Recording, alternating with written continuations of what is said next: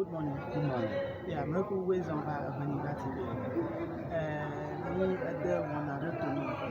Because you are comparing me so here, you can say I'm a little me abanya leader wado. I'm a young go na jukwela chomo. Sukata mi da wana matomari. Niba kobe le agbapon kakama soko ko abonono baba asoto gara motibe yo abomo gara ha motibe yo asrum ike obanye soke obanye nolanyo achomo ta nyekle nyakamecho nyebibe nyako mawunya ava Ewenyigbanji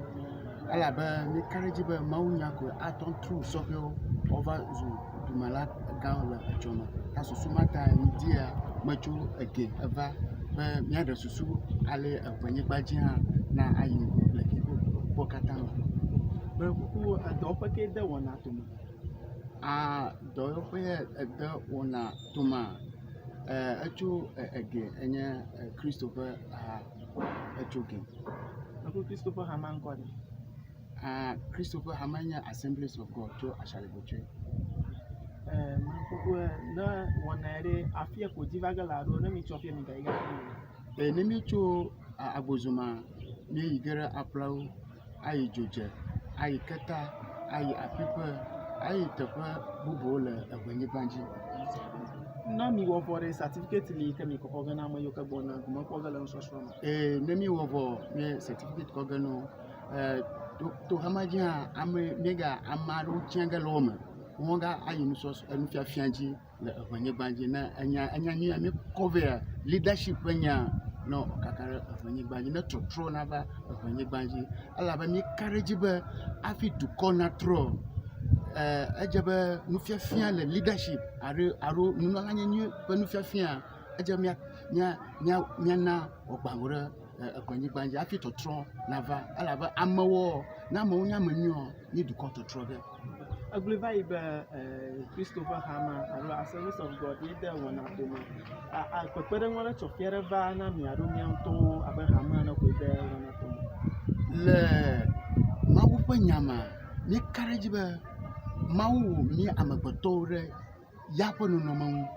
ta mi courage be le Ewenyigbanji a enunyo le Ewenyigbanji mi anto adesusu abe enu nanyo le miabe Ewenyigbanji expectation kala wana voma gbade nkenya mi fa mo pon nka mi no mo pon na be na onyi ba mu ba so mo bo wodogo le wana pon na mo ba so mo bo mo ponu re kai ke meji be amashama na akole nu so so mi be opo be yinye mawu fa magba be mawu ire ya ipo no manu be onu tetele nya shibere onye nono lanyu akpere yibe hama akpere gologian akpere dukon na dukon na ba dukogan akpena mi kaka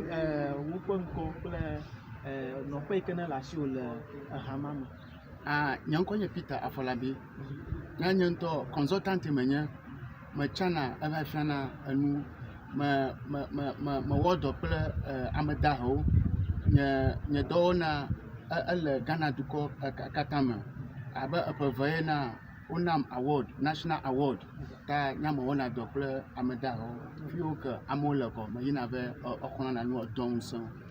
nous voilà migale Ewenyigba TV ke wona ke divan le Agbozume to ma veto nya shrohun me ke na wo amfia mia to sohio amayo ke na dodo la wo ba yo vanya plola le chopen kakama plola le gbema ugbona jojoge mia sohio wo me ugbona plola nya ke le chopen nka wo mi le close pa le chopen kakama mia vanya plola ma ato ko nya ba na gare mia di la fe ke wona ke divan ma wana koko mala na koko mala ma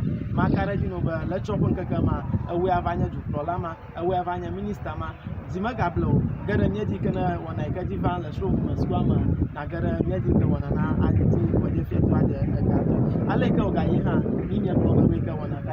wona kata na alu nya pon ko la ko nya sala go apenu